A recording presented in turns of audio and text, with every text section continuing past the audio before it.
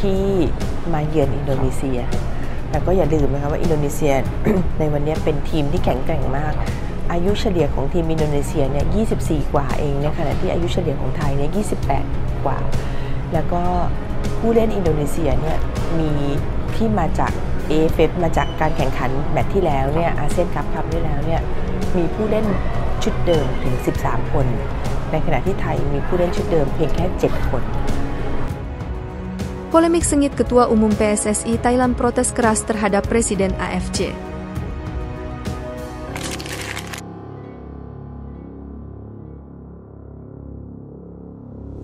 Di pertandingan di Korea lawan Argentina, buat saya apa saya tahu Argentina mereka main keras, kita harus latihan harus lebih keras dari mereka. Target kita latihan keras, target kita di sana kita mau juara, kita mau menang dari semua, dibuat semua tim bisa tahu siapa Indonesia. Timnas Indonesia U19 ikuti turnamen di Korea Selatan lawan Argentina dan Thailand.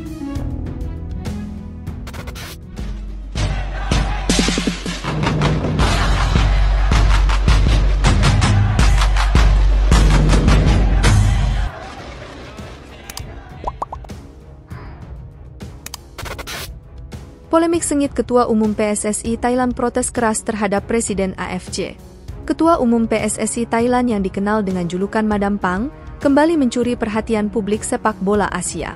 Setelah Thailand U19 mengalami kekalahan tipis 1-0 dari Indonesia U19 dalam final Piala AFF U19, Madam Pang tampaknya tidak ingin sejarah terulang kembali. Baru-baru ini, Madam Pang melayangkan protes keras kepada Presiden AFC Sheikh Salman bin Ibrahim Al Khalifa. Inti dari protes tersebut adalah penunjukan Indonesia sebagai tuan rumah kualifikasi Piala Asia U20 tahun depan. Madam Pang merasa keputusan ini tidak adil dan menginginkan Thailand sebagai tuan rumah menggantikan posisi Indonesia. Alasan utama di balik protes ini menurut sumber internal adalah keinginan Madam Pang untuk membalas kekalahan Thailand U19 dari Indonesia U19 di bawah asuhan pelatih Indra Shafri. Kekalahan tersebut dianggap sebagai pukulan telak bagi sepak bola muda Thailand dan menimbulkan rasa frustrasi yang mendalam di kalangan penggemar dan pengurus PSSI Thailand. Namun, Presiden AFC Sheikh Salman bin Ibrahim Al Khalifa tetap teguh pada keputusannya. Dalam pernyataannya, ia menegaskan bahwa keputusan untuk menunjuk Indonesia sebagai tuan rumah telah melalui proses evaluasi yang ketat dan objektif. Kami tidak akan mengubah keputusan ini hanya karena tekanan dari satu pihak, tegasnya. Sheikh Salman juga mengingatkan bahwa sepak bola seharusnya menjadi ajang untuk menjunjung tinggi sportivitas dan fair play. Setiap tim harus siap bertanding dimanapun dan kapanpun, kekalahan adalah bagian dari perjalanan dan pembelajaran dalam olahraga, tambahnya. Reaksi dari penggemar sepak bola di Asia pun beragam. Beberapa mendukung langkah Madam Pang yang dianggap berani dan tegas. Sementara yang lain menilai protes tersebut sebagai bentuk ketidakmampuan menerima kekalahan. Terlepas dari itu, polemik ini menjadi sorotan menjelang kualifikasi Piala Asia U20 tahun depan. Apakah Thailand akan berhasil mengalahkan Indonesia di atas lapangan atau tidak? Hanya waktu yang akan menjawab. Yang pasti, semangat kompetisi dan rivalitas di antara kedua negara semakin membara. Timnas Indonesia U19 kini fokus ke kualifikasi Piala Asia U20 2025. Timnas Indonesia U19 sedari awal tidak melihat Piala AFF U19 2024 sebagai target utama. Jadi, tak lama usai juara, Garuda Muda langsung fokus pada target berikutnya. Setelah Piala AFF U19 2024, Indonesia akan berlaga di kualifikasi Piala Asia U20 2025. Indonesia berada di grup F, bersaing melawan Timnas Yaman U20, Timnas Timor Leste U20, dan Timnas Maladewa U20. Garuda Muda akan menjadi tuan rumah grup F. Nantinya, setiap juara grup, 10 tim, dan 5 runner-up terbaik akan lolos ke putaran final Piala Asia U20 2025. Pertama, saya mengucapkan puji dan syukur kepada Allah Subhanahu wa Ta'ala karena tahun kemarin ada medali emas SEA Games 2023. Tahun ini 2024, ada Piala AFF U19. Dan tentu untuk saya, itu menjadi motivasi agar berbuat yang lebih baik lagi, kata Indra pada sesi jumpa pers setelah laga, Senin. Yang kedua tentu ini trofi dan medali untuk para pemain yang berusaha, bekerja keras, di mana tim ini dipersiapkan lebih kurang 7 bulannya, dari mulai Januari, kata dia. Piala Asia U20 di Cina akan dimainkan pada Februari tahun depan dan perjalanan Indonesia menuju panggung Asia akan dimulai pada laga kualifikasi yang dimainkan pada September mendatang. Pada sesi kualifikasi, Indonesia bertindak sebagai tuan rumah untuk memainkan laga grup F yang diisi oleh Yaman, Timor Leste, dan Maladewa. Pelatih asal Batang Kapas, Sumatera Barat, itu menyebut hasil juara di Piala AFF U19 membuatnya menaruh optimisme tinggi dapat membawa Indonesia bermain di Piala Asia U20.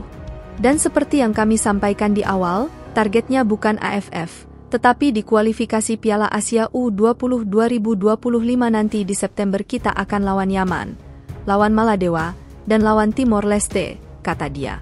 Tentu juara AFF ini menjadi modal baik kita untuk bisa lebih percaya diri lagi agar lolos ke Piala Asia. Kami sangat yakin, kata Indra Syafri. Timnas Indonesia U19 ikuti turnamen di Korea Selatan, lawan Argentina dan Thailand.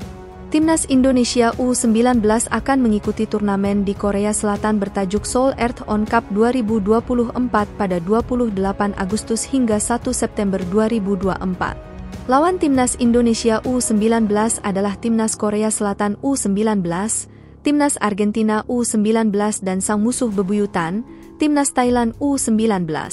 Setelah juara Piala AFF U19 2024, Welber Jardim dan kawan-kawan hanya beristirahat sebentar. Rencananya pada 11 Agustus 2024, Indra Syafri sudah kembali mengumpulkan para pemain terbaiknya. Indra Syafri memanggil Kaviatur Rizky dan kawan-kawan jelang bersiap mengarungi kualifikasi Piala Asia U20 2025 yang digelar di Jakarta pada 25 hingga 29 September 2024. Skuad Garuda Nusantara julukan Timnas Indonesia U19 tergabung di grup F bersama Maladewa, Yaman dan Timor Leste. Berhubung sebagai tuan rumah, digelar di Stadion Madia, dan melihat calon lawan yang dihadapi, peluang Timnas Indonesia U19 lolos Piala Asia U20 2025 sebagai juara grup F terbuka lebar. Demi merealisasikan target tersebut, persiapan matang wajib dibuat. Karena itu, pemusatan latihan pun digelar di Korea Selatan. Ini bukanlah yang pertama Timnas Indonesia U19 menggelar pemusatan latihan di Korea Selatan. Awal 2022, Timnas Indonesia U19 asuhan Shin Tae-yong juga menggelar TC di negeri Ginsen. Selain menghadapi tim-tim universitas, Timnas Indonesia U19 juga 2 kali dihadapkan Timnas Korea Selatan U19. Sayangnya, hasil yang didapat Timnas Indonesia U19 kurang maksimal kelar TC di Korea Selatan. Timnas Indonesia U19 secara memalukan rontok di fase grup Piala AFF U19 2022 yang digelar di tanah air. Saat itu, skuad asuhan Shin Tae-yong hanya finish di posisi 3 grup A, di bawah Vietnam U19 dan Thailand U19.